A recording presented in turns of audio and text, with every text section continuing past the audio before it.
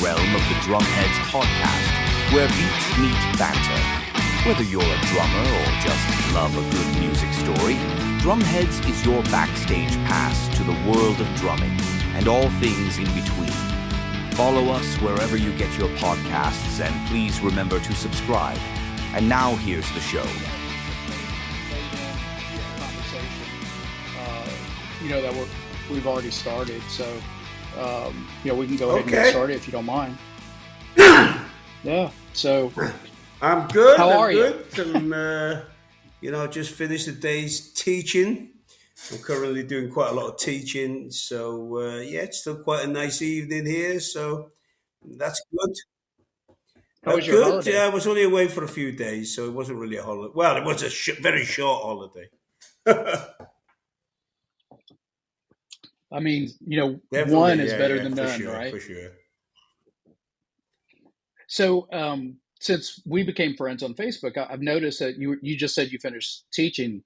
Is that a passion of yours in addition? Yeah, to playing? I've taught I've been teaching alongside playing now for. The teaching side I've been doing for coming on 35 years. So it's not a new thing. It's something that I've always done. I've always kind of run them concurrently, the playing and the teaching. Even when at points where maybe I've been where I've had a lot more playing going on, and I've thought about giving it up or stopping it, I've always had people advising me to keep it going because of the unreliability of being purely like a playing musician, certainly in the kind of fields that I am, which is, I'm kind of, I suppose my field or what I'm known for is alternative style playing, across the genres, be it punk or metal or, occasionally reggae or drum and bass, or they're all kind of, that they're all fields that, the work can sometimes be there, but at the same time, the work can sometimes not be there. This has proved to be the case much more for a musician generally now. But I suppose that, if I go back to when I started, if you think about it around that time, no punk bands had major deals or anything like that then. Everybody was running independently, so the kind of money or the kind of deals that bands started to get in, say, more the mid-90s, they just weren't there in the mid-80s to the mid-90s, and that's when I really kind of, was cutting my teeth with it all, So yeah, I'm guessing we're the same age. I came up in a scene out in Houston that was like that, where you would get, a GBH that would show up, and there would be like 20 people there, and the only reason those 20 were there was because of word of mouth, or something like that. So so you just never, you never knew then. And funnily enough, I did a bit of playing for GBH last year. I stood in for them because their drummer Scott had fallen off a ladder doing some DIY. Oh, no. Nothing to do with playing, but he couldn't play. Yeah. So I went and I think I did 5 shows with them in Spain. Yeah, it was great because I love GBH. So they're mine too, bands. From back in the day, especially. So that's how I got into the teaching. Then it was just something that was another way of just keeping myself, round the instrument. It meant my work was drumming, or was teaching drums and mentoring younger or newer people to the instrument. And I've always just kept it going. And at one point, I thought I was going to stop, or I could stop. There's a funny story with this. When I was about to join Morissey, and the agent, who was our agent, who kind of put my name forward for the gig, says, "Oh," I'd sort of said something like, "Oh, now I've got this, great gig. I don't need to think about teaching. He goes, oh, never give up the teaching. Always keep that going. And I said to him, well, you're doing good. I mean, you don't have to worry about that. Look at you. You're Morrissey's agent. And he goes, yeah, but I'm a bass player. Oh, yeah. And you know Yeah. what?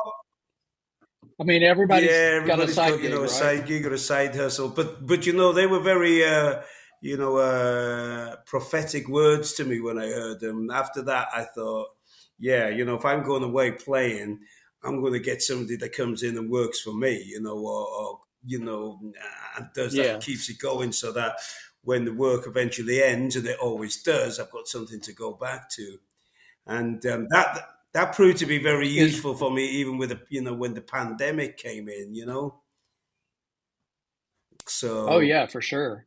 I Were you doing was, yeah. virtual I mean, teachings? the thing was, is that, Oh, okay. like, when it all changed, which was and how it changed very quickly. Because at first, because I have a lot of people that come to me that are locally, everybody was panicking, but I'd already been kind of trying to push the online thing to an extent, because I wanted to attract, people that might want to, work with me or study with me from different parts of the world. But when that happened, I Yeah, was suddenly, yeah. well, if you can't leave your house, we can still do it. So, although I had like a very small amount of time where it went back to the very basics, I soon picked it up, and I didn't find myself with like a lot of people with no work. In fact, pretty soon into it, I was doing great again, with the amount of work I had, albeit all online and from home. But I was very pleased about Right. that. I'm very thankful as well. Have you come across recently, trying to think how to word this, I guess a student that has in fact kind of turned things around on you and maybe taught you something or influenced something in your playing, or kind of refresh something that, yeah, that aha moment with a Well, student? yeah, I mean, that can happen a lot, because sometimes you can find a student that, as they're developing, really focuses on an area that you realize you haven't, touched upon for ages, or something, and Yeah, you suddenly really, Jesus, they've got a really nifty right hand. I haven't really yeah, needed to employ that for a while, and you realize that, there are certain things that, that can end up being overlooked in your playing, and then you've got a student that's really focusing on something, and you realize it. Wow, yeah. I better start. I better look at that again. Have you been working with students that play the styles you play, or have they been all over the I get, place? it's all over really, but yeah, I mean, I do get a certain amount that come to me, or once they've been playing a certain time, want to develop their, what, let's call it high energy drumming. It could be Okay. punky, it could be, it could be metally, it could be thrash metal, it could be post punk, it could be pop punk, it could be, up tempo Yeah. ska, it could be drum and bass. So I tend to sort of file all of them under the kind of, let's call it high energy drumming, because musically, that and musically, stylistically, they're quite different, but fundamentally, there's something behind them that is, that keeps them tangent with each other. And that really, to me, is the high Yeah. energy, and um, the what's behind that, I suppose. Yeah. What got you into drums? How'd you get your start? Did you have a family member that Well, played I got into music, or? music through my dad. He was a guitarist. So I used to go with him around, the pubs and clubs. Not while he was playing, just setting up his equipment or collecting his equipment. And there was always music in the house. So I loved, like I was always investigating his record collection, which was fundamentally rock and roll. I guess I'm of that age that, we both are, where our parents, were into, rock and Yeah. roll, or my father was, and that developed into country for him. And so, Yeah. we had a great record collection, I remember, with all the greats that you'd expect from that period. But really, it started for me watching. I got into punk. I was about 12. And then I was watching a TV program over in the UK called the Old Grey Whistle Test. I don't know if have heard of it. Yeah, Yep. cool. Yeah. And damn, It had some they great did. acts on And there. this particular night, the Damned were on it, and I remember the performance was explosive, to say the least. And that was it. That was my defining moment. At the end of it, I was watching Rat Scabies, the drummer, and by the end of the show, I mean, he smashed his kit up at the end. They were playing like 2 live songs. It's quite easily found now on YouTube or whatnot. But yeah, they don't even get to the end of the second song, and he's smashing his drums up, and I guess I just found the whole thing super exciting, inspiring. So Yeah. that was my moment. That was it. That was where I decided I wanted to be a drummer. Took a little while before I managed to convince my parents to get me some kind of kit, but it eventually happened, and that was the beginning of my drumming journey. What was your It first drum set? was, I don't know if you'd know it so well over there, but Boozy and Hawks. No, Oh, they were yeah. actually Oh my they were gosh. actually more Yeah. renowned for making brass instruments, trumpets and the likes, I do believe. Yeah, Yeah. that's where I know them Well, from. Yeah. they got into making kits, and the kit was called Ajax. It was Ajax by Boozy and Hawks. They made kits. I don't know. I was looking at a book I bought recently about the history of the drum kit, and I don't know how long they were making kits. It wasn't an overly long time. I'm sure it wasn't even 30 years, and by the early to mid 70s, they'd stopped. And I'm guessing the kit that I got was probably something that would have been possibly from about the late 60s or something like that. Which kind of Hmm. sounds like a relic, and it felt like a relic then, but it was only 1980, so it's probably only 12 or 13 years old. But Yeah. I mean, we could get into the age thing and what we saw and yeah. come and go, So yeah, that's how I know. I used to work at a music shop in Houston. We sold Mm. some of their horns and stuff. We carried their horns. Yeah, That's where I yeah. knew them from. Um, so how did you get into like your first band? Was your first band a punk band Yeah, or no, was it no. something else? I mean, my first proper band was a punk band.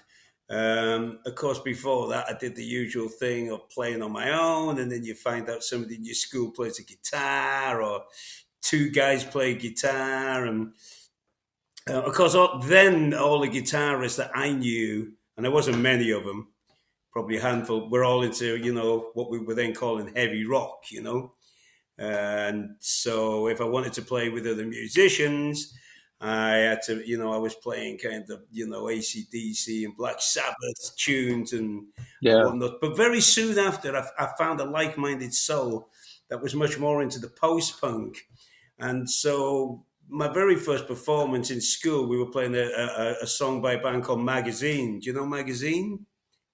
No, I mean, I they're don't. a pretty influential and prolific post-punk band. They weren't about that long, like a lot of those bands from the time, but they were a great band. They were formed by the original singer of Buzzcocks. Oh He left wow. Buzzcocks Okay. very early Yeah. on and formed Magazine. So, and Magazine were there with all the other post-punk bands like like Joy Division and Killing Joke and Echo and the Burning Man, U2 even. Uh, So were no, you in no, I was in Manchester? North Wales. So, but that's not a million Okay. miles away from Manchester. In fact, Manchester, Liverpool were the closest, biggest cities to where I was living. But there was still a 3-hour Hmm. train journey away. Yeah. So are I'm you Welsh Welsh. or English? Yeah. Oh, okay. Whew, Yes. that was close. my my Is father's from he? Northern Okay. Yeah. Ireland, Yeah. so yeah, yeah. I got All his right. mother was Okay. Yeah. Well, you Scottish, understand, and my the regions and how passionate I people are do. about them.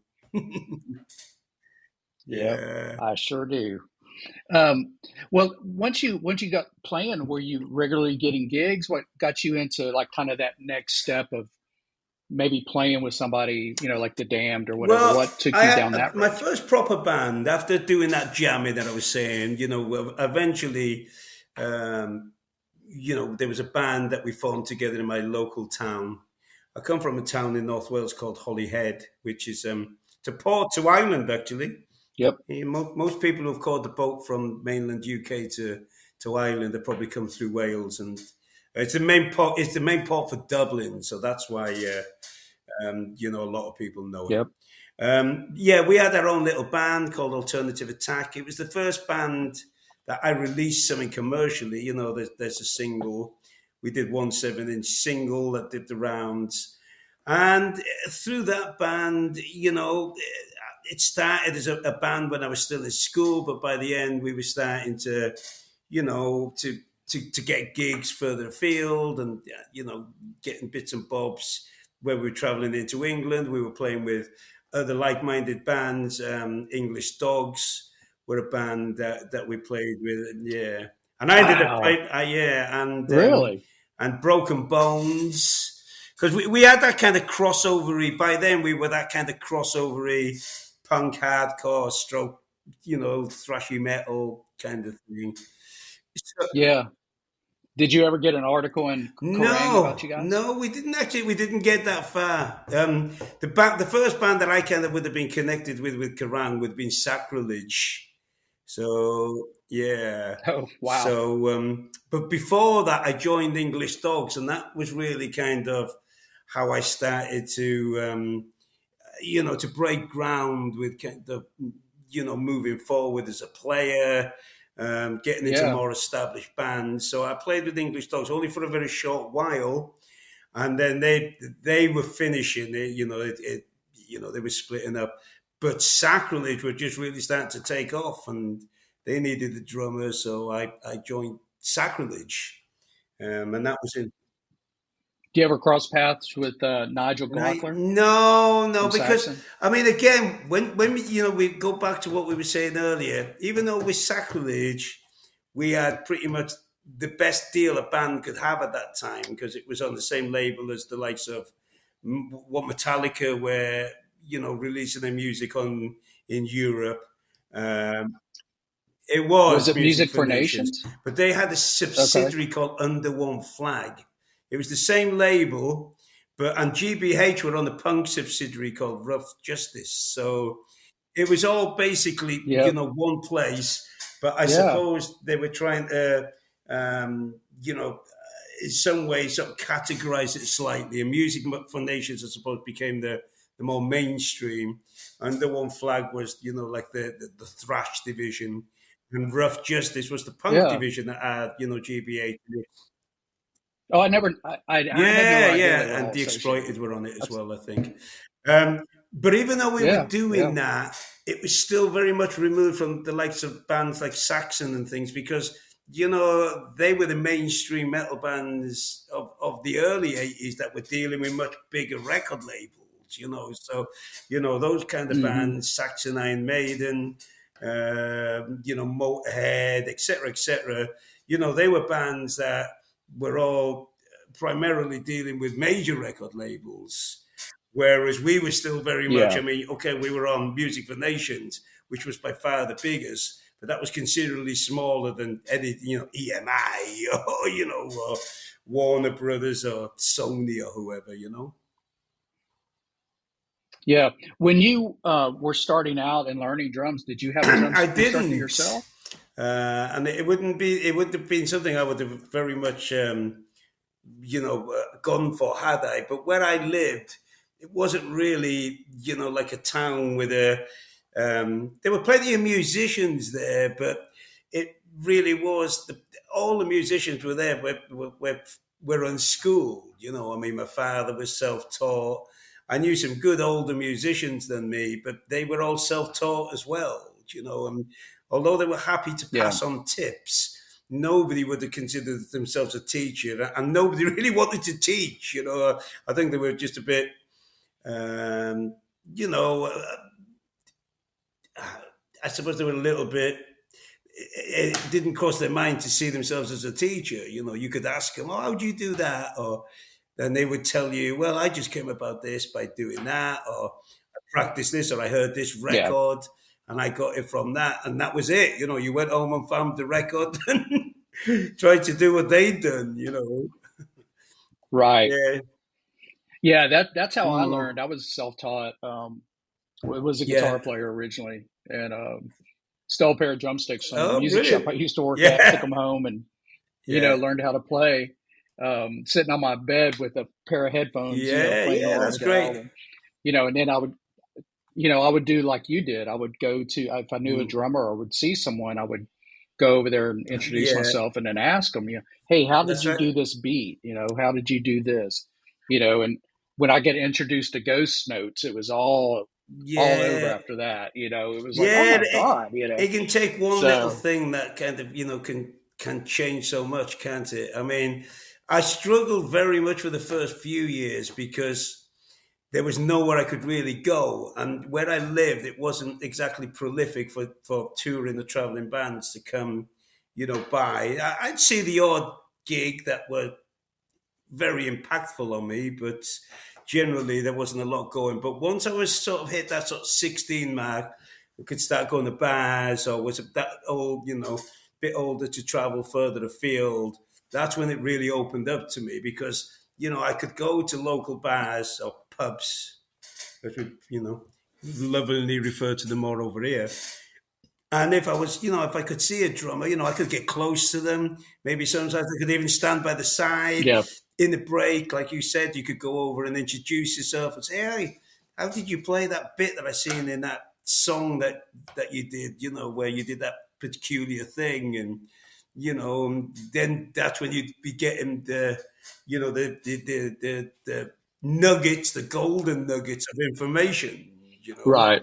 And but Yeah. sometimes, Were sorry, I was just there, about to say, go just to ahead. I'm finish, sorry. there were some things now that I teach that I can teach in minutes that I remember struggling with for really years. Simple things, but Yeah. independence.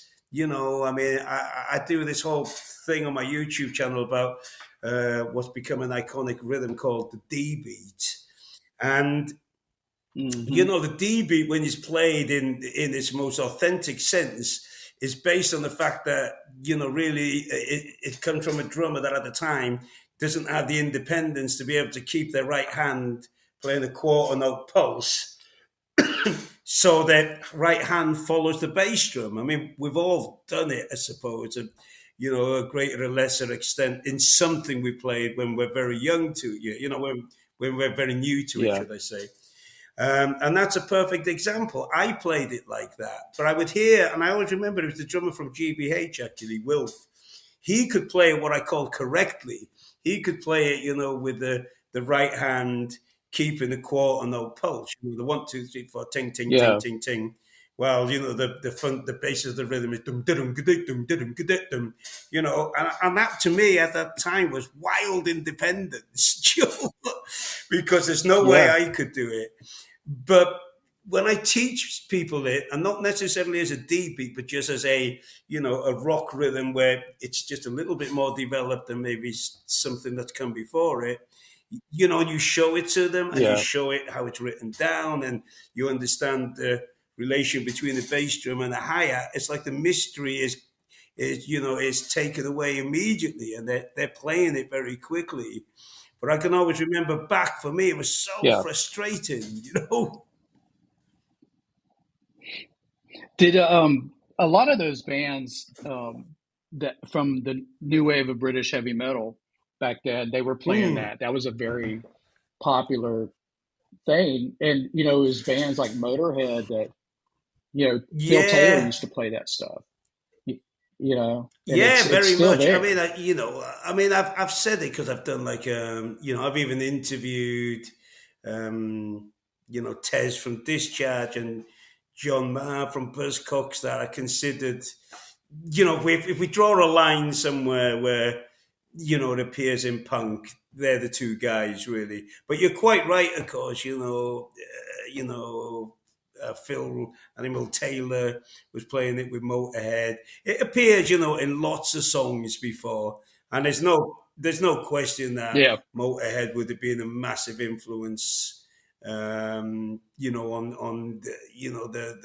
the punk and metal drummers, because they were the band that were yeah, pushing it with the tempos and the aggression in the music, or the energy, or the growly vocals, and so so that's it. But you're right, that rhythm, it became very impactful, or it's become very impactful from the yeah. humble beginnings of where it started.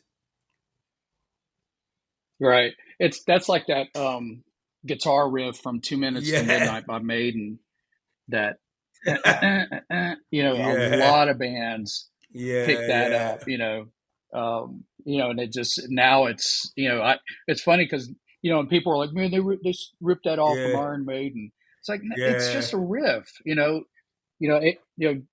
what's his name, Dave Smith, he just happened to do it yeah, on the yeah, yeah. record, you know. Yes.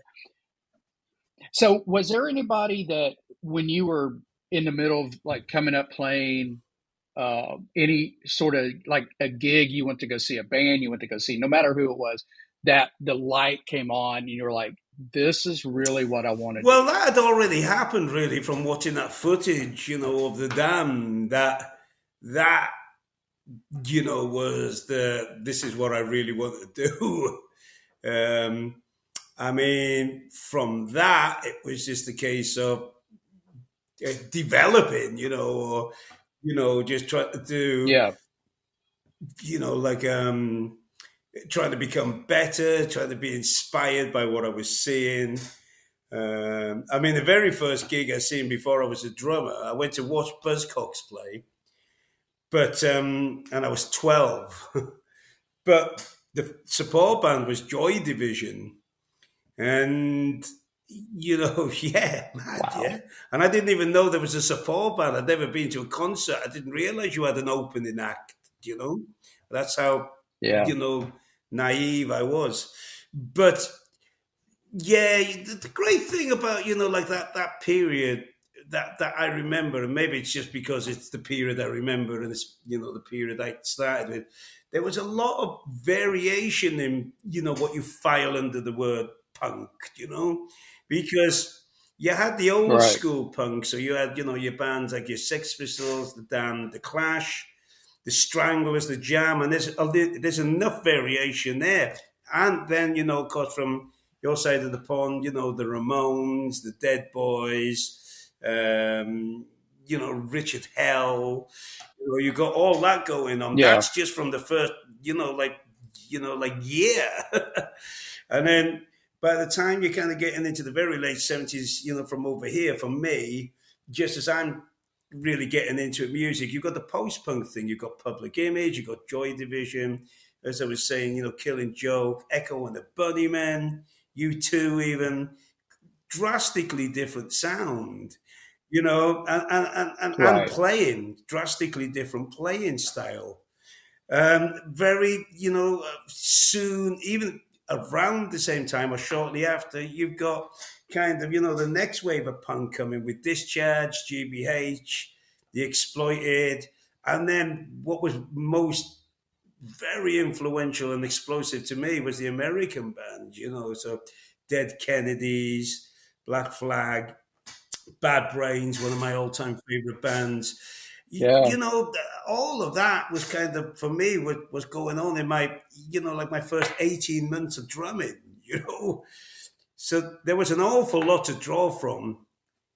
Yeah. And Devo, I yeah, love Devo. You had the kind of, the kind of quirky, more experimental right, bands as well. So as a young drummer then, I didn't have to look much further than the things that were in my record collection for diversity, you know. Yeah.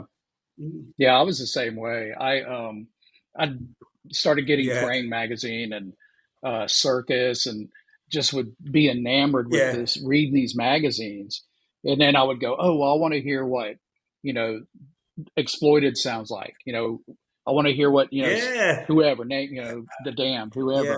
whoever it was. And luckily I lived in a large metropolitan area, so I could go to different record stores. My mom, I used to drive my mom nuts about it. Hey, Yeah. can I go to the record store this weekend? Because I was working. I was actually working at a deli, so I Brilliant. was making my own money. I Yeah. needed a ride. I was like, hey, can you take me to the Yeah. record Yeah. store this weekend? And more times than not, it ended up being my cousin, one of my older cousins, that would take me. But yeah, I mean, it was looking at that stuff and then being able to see it on like the midnight special, or Mm. Saturday Night Live, or and even the local PBS channel, the public television channel in Houston, used to show Oh, did Gray it? Whistle Yeah. Test. Yeah, they would Yeah. show them late at night. So I was able to see a Yeah. lot of those bands, and just like you, just sit there with like, this is the greatest thing I've ever seen in Yeah. my life. Yeah. You No. know, and you pick up that sort of stuff playing, Yeah. because you see them do it. Like, how are they playing? Where are their cymbals placed? Where's the drum set? Where's the toms? How are Yeah. they right? Exactly That that. sort of I thing. mean, it wasn't too good Yeah, over here after that whole, the what I'm talking about, the old grey whistle test. Once it started to become a little bit more underground, um, you wouldn't see a lot of those bands, and even the old grey whistle test kind of changed it, and um, like a lot of bands that I was buying records of or seeing, I wasn't seeing on telly quite the same way. And certainly by the time it became the yeah, kind of, the more hardcore influence thing, I mean, I do remember once seeing Dead Kennedys on TV over here, and that blew my mind, but that was about 1983. But generally, you wouldn't see it. You'd have to go to the gigs, but I was still a bit too young to go to the gigs. And like I told you, that period between me starting and me becoming 16, 17 was, it was a tricky. I was getting the records. I was certainly being inspired, but I wasn't able to look, to watch. But of course, that changed yeah. once I got a little bit older. I did see Black Flag actually when they first came over in 1981. They were one that did come fairly close to where I lived, so that was. Was it the It original was. It wasn't lineup? the original line. Though the original line got it was, but it's what might be considered the classic line if they did the Damaged album when they were a five piece. Okay. Yeah, In yeah, fact, yeah. Henry Rollins writes about the gig I was at in his book "Get in the Van." Because it was quite. I think it was quite memorable for everybody that was there, and not for any sort of Yeah. anything overly bad reason, but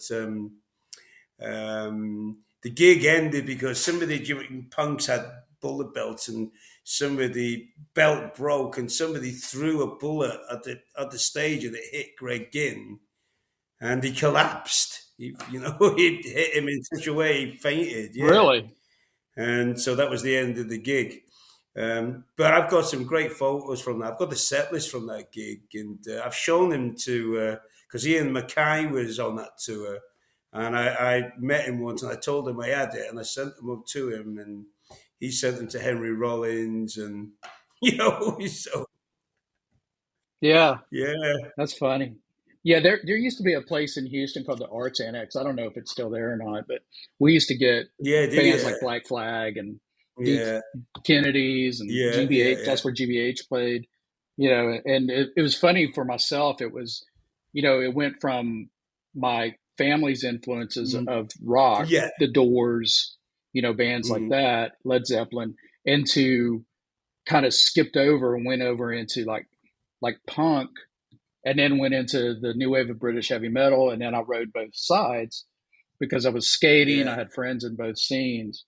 So, one night I would be at a punk show.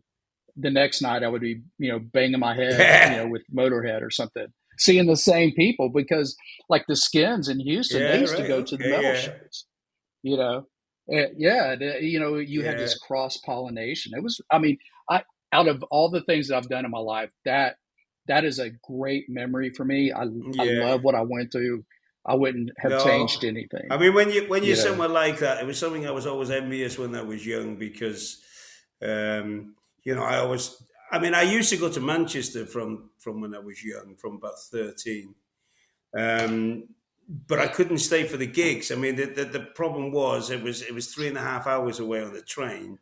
I mean, my parents didn't really like me going, and I can understand it. I was a little bit young, but yeah, especially as a lot of time I'd go on my own. So, and I'd have to sort of, delegate the chain to the changes, and then I'd be kind of, going around all these shops. But basically, I couldn't go to the shows for, one, because there was no trains late enough back, and secondly because the gigs were over 18s anyway, so you didn't have like sort of all ages shows. Anywhere that were club shows had a yeah, bar, that meant they were over 18s.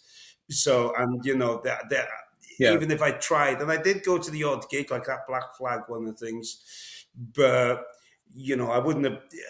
I couldn't do it as like a general thing. That, like, say, if I'd lived in Manchester or Liverpool, I'd have probably found a way around it, and I'd have been able to Oh just yeah, catch the yeah, last bus home and still been home, at a reasonable time. But if I was going to yeah, go to one of those shows, I was going to miss the last train, and so that would have meant that I would have. I wouldn't have got home, so my parents would have reported me as a missing person. It would be too, it was, too problematic.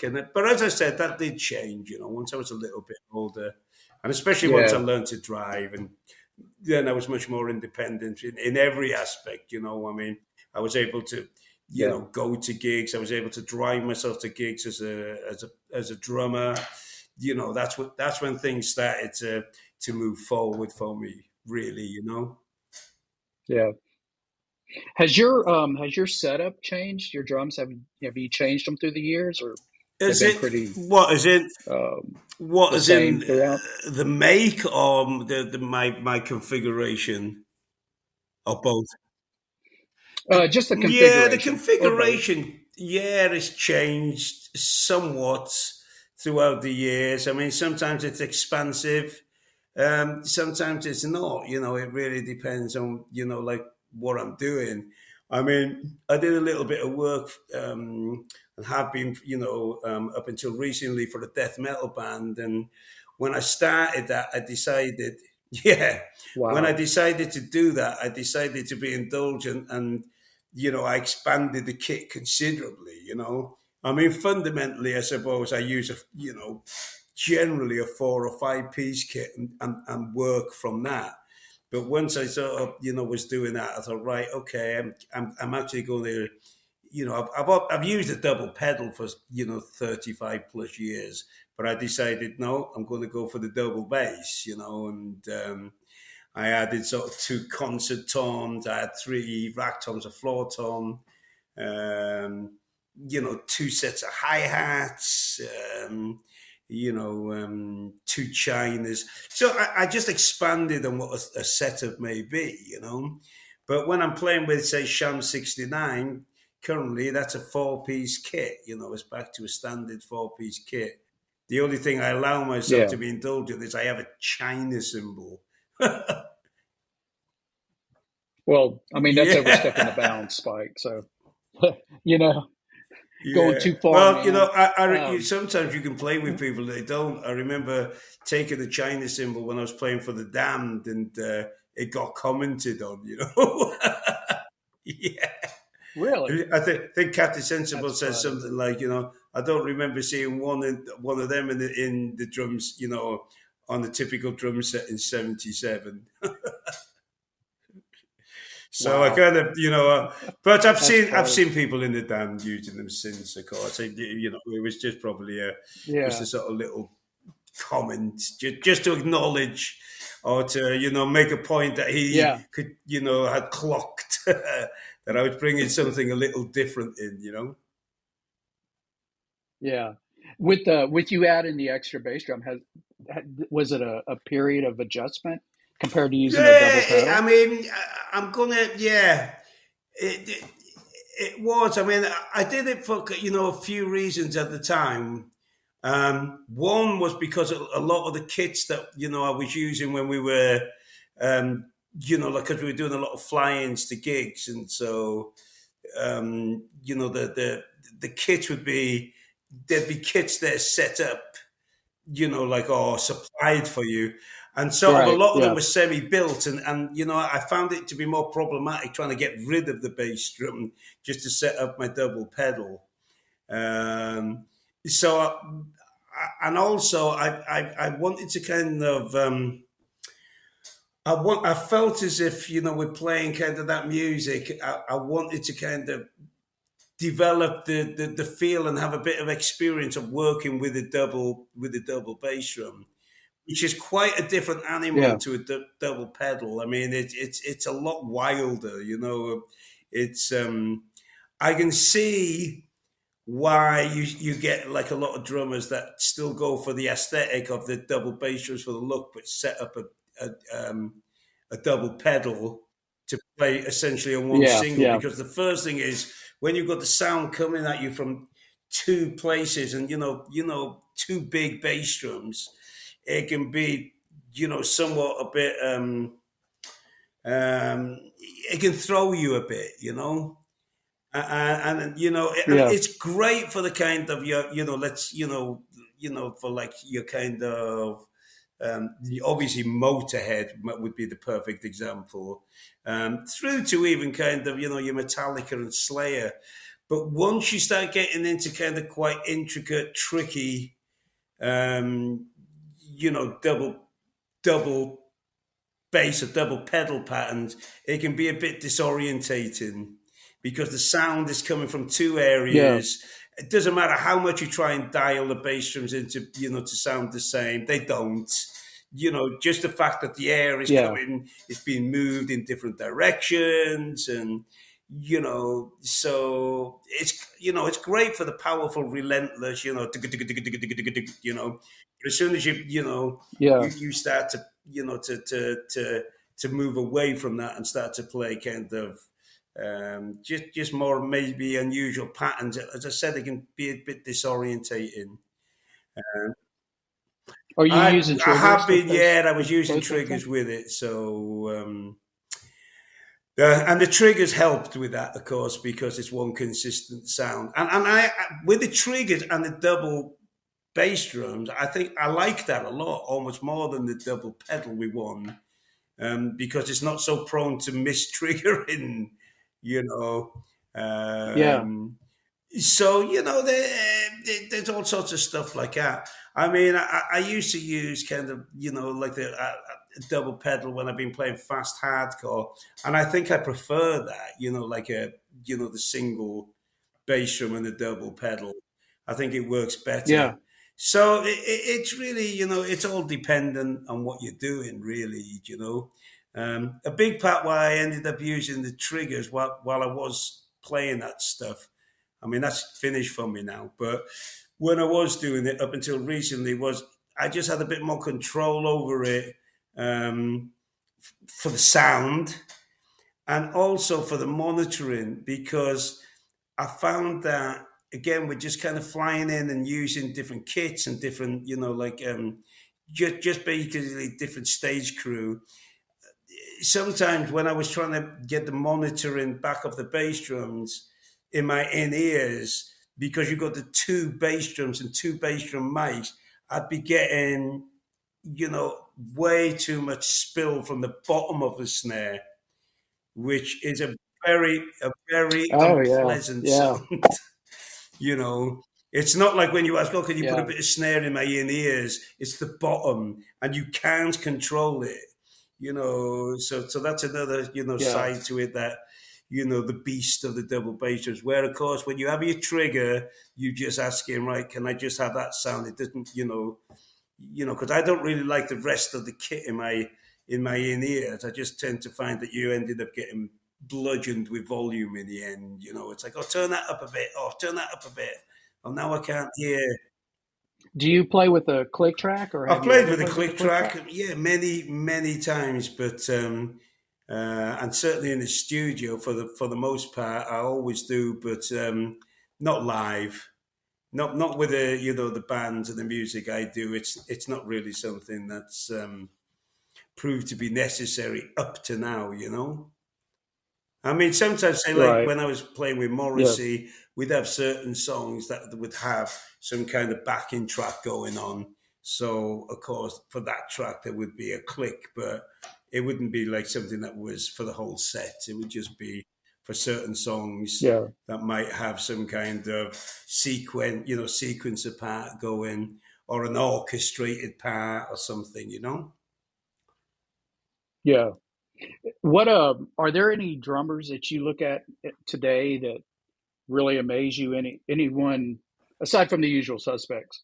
Is there anyone that you're really Well, I impressed with? mean, I'm always, there's always somebody sort of, making an impression on me somewhere. I mean, like I've been looking at Eloy with um, Slipknot. He blows me away. Yeah. I mean, I mean, the past number of years from doing so much of the metal stuff, it's a new kind of area for me. Well, it's a new and old area. It's an area I've kind of come into, and I'm just seeing these guys or girls as well that are just amazing players. Just brilliant technique, and you know, all the chops and everything, and the commitment to the music they play. Um, but I don't understand how Eloy plays so hard, but yet you I rarely hear know, him make a yeah, mistake. yeah. Yeah, I mean, he just some of the stuff that he's done, the videos I've seen of him playing, I don't understand how he plays so hard. And you No, never hear him like hit no, a no, rim or anything no. on his fills. I mean, he I is know, and on top that's of it. kind of why I'm so impressed. In fact, I was watching something by him last night. Like a drum kit breakdown, and then it showed a bit of him playing. Um, but yeah, so there's players all the time. I mean, yeah, it's just like that. I'll see something. I'll always check the drummers out, and I don't necessarily kind of go for names, but I check out all the names, of course. Um, I Yeah. mean, Brooks Wackerman, I enjoy watching. I mean, I remember him with Bad Religion, and he was. I will have to just move this because I need to plug in. I watched him with Bad Religion and was a big fan of his playing.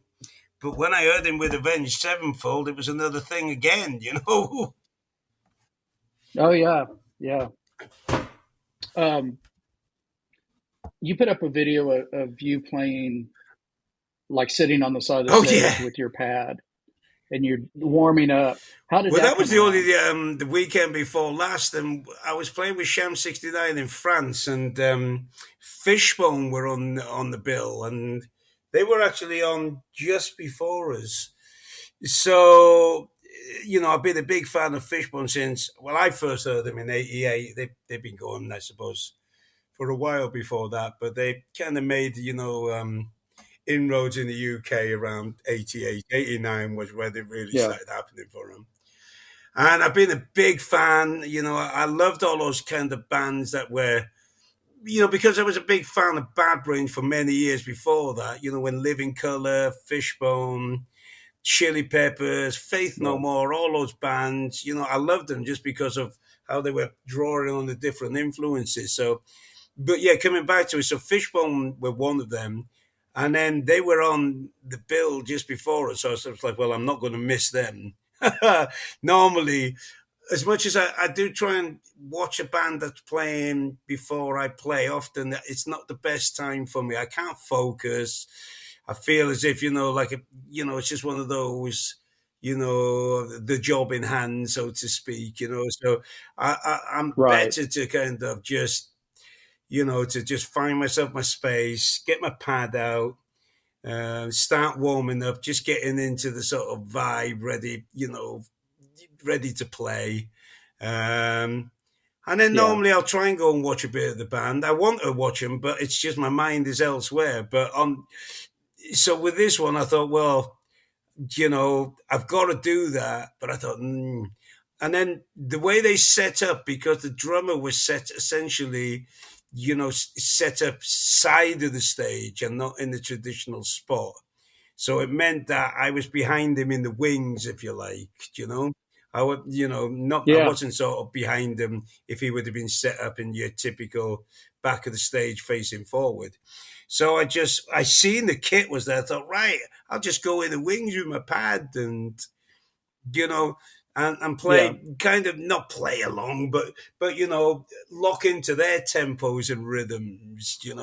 I've done it a little bit Yeah. before over about the past year or so. If it's a band I like when I'm playing festivals or something, rather than sitting in some dank room somewhere warming up, which I'm all actually always happy to do. I just sort of think, right, I'll go to the side of the stage, and they start playing their tune, and I just lock into the tempo. And then of course you could practice stuff off Yeah. that, can't you? You can start, maybe the sort of tempo lends itself that you can start, practicing a few rudiments or whatever along, or you move off the sort of tempo of the song and just practice what you feel you need to. Or if I was doing a lot of the double bass drum stuff, I'd be, just trying to sort of keep that, my feet, working the tempo that the band's playing on the stage, and it was just a little bit more of a, as I said on the post, mixing business with pleasure. Yeah. Yeah. I thought it was really fun. It Yeah, was great yeah, to yeah. It was see that just, happening. it was just one of those little things that's what it is, because I was enjoying watching Fishbone, but I wasn't feeling guilty that, I should be kind of getting ready and getting warmed up. I was doing that, so I was happy. Yeah. Yeah. Yeah. It was, Mhm. I loved it. I thought it was really funny. Let's see you do it. All right. Okay. Final question. We're running on an hour. I don't want to keep you much longer. Heel up or heel down? ah, well, for me, that is very, very dependent on what I'm playing. I mean, when I Okay. started playing, I was heel down for a long time. In fact, I remember when I got my first double pedal, it was one of those things that was awkward for me, because there was no way I could use my play heel down with my left leg, my left foot. Um, and so I remember I'd been playing to that point where I must have been playing heel down, just because I remember that being a sort of bit of a conundrum. But I decided at some point, probably round that, to start playing heel up, just because also, I was seeing, like, I wanted more power out the bass drum. So, and I guess, the obvious way of doing that was to play, with heel up. And that worked as well for, like the Yeah. double pedal, double kick style thing. But when I started to look into jazz playing, and I'm, big on my jazz playing. I mean, not to the sense to be a professional jazz musician, but to try and implement Yeah. Sure. skills that are required to play jazz, and apply it to my own playing. Just for, it could be for something like a dynamic range. It could be for, to have a nifty Hmm. right hand, because you do need that with the kind of, a lot of the stuff I play. And jazz, is a good way of working that with all the independence that's required for jazz. One thing I have noticed that is much better for jazz is to play with your feet, heel down. And I went to a good, because I have had the occasional lesson, over the past, the 20 or 30 years, where if somebody I really like and they teach, I'll go and, and see them. And there's a drummer I like, and I went to have a look at, specifically my jazz. And the one thing I said to him was, I don't really know how to approach, how to play the bass drum. And he got me to play a song, a Buddy Rich song that I knew. And there was a part in it, where it has, what they call the feathering bass drum, But Yeah. I said, well, I'm playing it like this. And he says, well, you play it and I'll kind of keep giving you the hand signal down until it's right. What he meant was he was kind of pointing downwards as if to say, play quieter. And I was playing it and I could see him going Yeah. down and down and down until in the end, in comparison to what I started it at, it was like the difference being between 10 and 1.5, And so we Right. spoke about that. I mean, it probably wasn't that drastic, but it felt it. But we were speaking about it, and we was, speaking about like he'd watched a lot of the great jazz drummers playing in London. Again, he was there. He'd seen Buddy Rich, Louis Bellson, etc., etc. Who was His this name's guy? Steve White.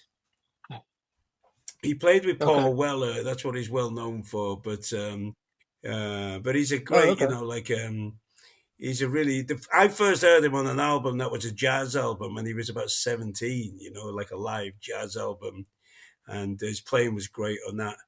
So that was one of the reasons why I went to him. I'd got to know him as a professional, but I went to him because I knew Yeah. he kind of had a great understanding of that kind of playing. But we were talking about it, and he was saying about about like the drummers playing heel down, and that's kind of where a better way to just to get the natural balance for that. So that's a long-winded answer, but basically, I suppose what I'm That's saying okay. is that you play according to you're a how you play the bass drum should be determined by musically what you're doing or the velocity you want out of it. Yeah. So Yeah. To adapt to each definitely, yeah. situation. So I think that's yeah. My as the player for what I do or what I'm known for or the work I undertake, it's heel up, but I still, funnily enough, even when I was having a little razzle on the kit today, in between some kids coming for their lessons. Because I was conscientious, there was a class next door, and they were listening to some classical music. I thought, well, I don't want to be thrashing around the kit, so I was just working on some few little jazz Yeah. lick exercises that I got, and I was very conscious about, the playing the heel down.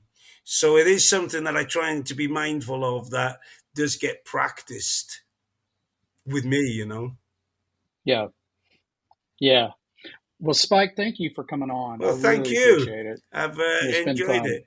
Yeah, we'll have to get you back Anytime. sometime. Yeah. Yeah, where just tell us real quick, where can we Well, find you you can find me online? easily. I mean, my website is just Spike. I've got two websites, actually. I've got spiketsmith.com. That's kind of my main website that offers all my services, be it if you wanted me for live work or studio work, or you want me, I do online recording sessions for my own little studio. Even you can get in touch with me for lessons. But I've also got SpikeTSmithDrums.com, and that's much more focused on my